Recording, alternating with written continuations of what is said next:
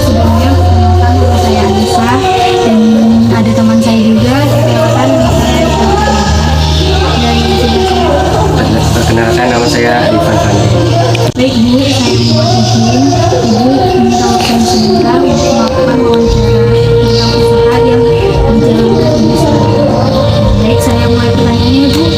Bagaimana awal Ibu memulai bisnis ini? Bisnis yang dari Rosella atau dari apa itu? Yang tadi Apa itu?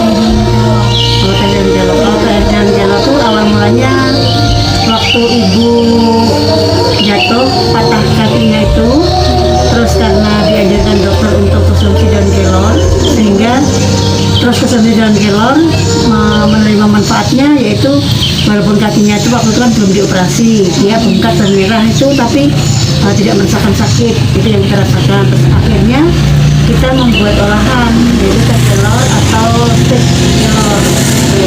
sudah berapa lama kira-kira Ibu menjalankan bisnis ini? Sekitar 4 tahun sekarang. Oh, 4 tahun sekarang. Ya, dan 4 tahun ya. Kalau boleh tahu bagaimana proses pembuatan ini? Proses pembuatan tehnya sangat mudah. Walaupun kita belum punya mesin, belum punya alat, kita bisa pakai alat manual aja. Dari daun kelor kita kan dipetik dari kebun. Nah, setelah petik dari kebun nanti dilepasin dari tangkai-tangkainya. Setelah itu kita angin-anginkan sebentar, terus pakai dehydrator. Setelah diangin-anginkan di luar sebentar, nanti dipakai dehydrator supaya kering. Setelah kering, ya baru proses pengemasan. Apakah ada kendala saat pembuatannya Ibu? Kalau pembuatan rasanya tidak ada kendala. Berapa banyak teh yang Ibu jual dalam 1 bulan ya? Dalam 1 bulan, nah itu administrasinya karena kurang baik, kurang pencatatan ya, di administrasinya kurang, manajemennya kurang bagus. Jadi kadang dicatat, kadang enggak, ya gitu. Kalau boleh tahu harga per kemasan berapa ya Bu? Harga per kemasan 20.000. 20.000. Kemasan berapa keuntungan Ibu dapat dari usaha? Kalau keuntungannya itu kan dihitung dari misalnya dari satu kemasan itu apa namanya, isinya kan 40 gram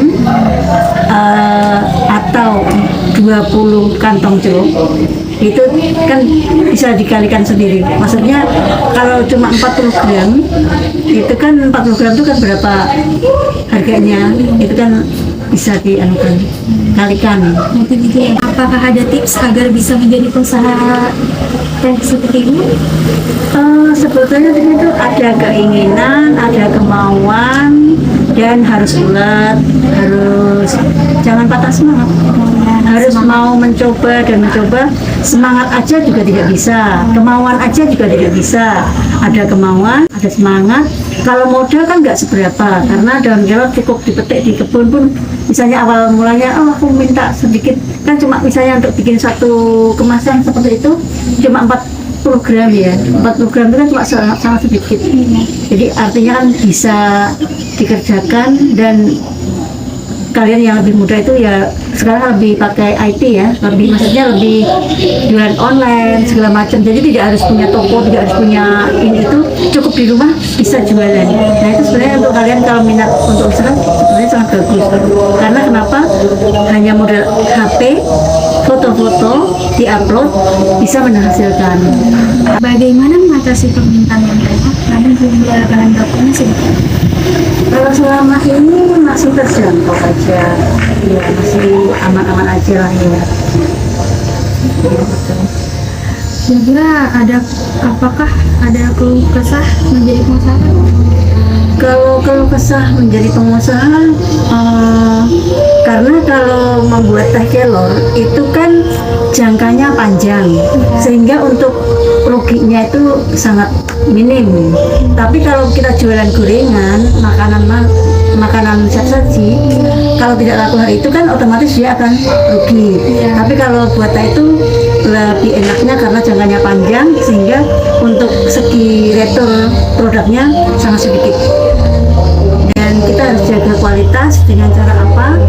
dengan cara kalau bisa, kalau sekitar sini aja kan kita putih dari kebun langsung diproses pengeringan, langsung diproses pengemasan, hasilnya masih bagus. Tapi kalau ibu pernah juga mengalami masalah, maksudnya kita tuh pas lagi nggak ada produknya, maksudnya nggak ada daunnya, kita pesan dari online misalnya. Tapi ternyata sampai di sini daunnya itu sudah kuning, sehingga kita tidak bisa dipakai. Seandainya bisa dipakai, kita yang rugi karena nanti pelanggan akan kecewa gitu. Gitu ya Bu. Iya. Apa kelebihan teh di sini dibandingkan tempat lain sehingga bisa bertahan sampai sekarang? Tehnya, Iya. kelebihan teh kelor Iya. atau kelebihan teh lain. Ya.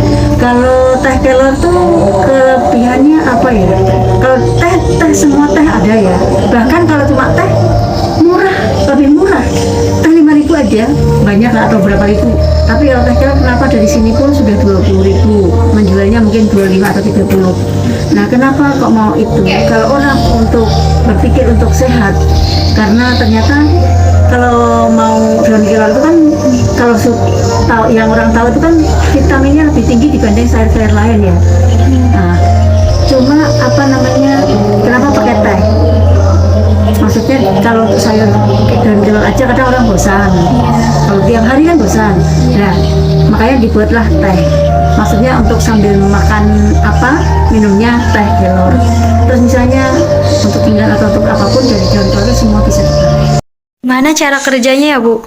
Ya, cara kerja untuk membuat teh daun katuk itu pertama ini ada kantong celup. Nah, kantong celup itu untuk memasukkan daun katuknya tadi dimasukkan ke kantong celup ini. Setelah dimasukkan ke kantong celup, nanti dikemas di sini. Contohnya sebentar. Ini yang sudah jadi.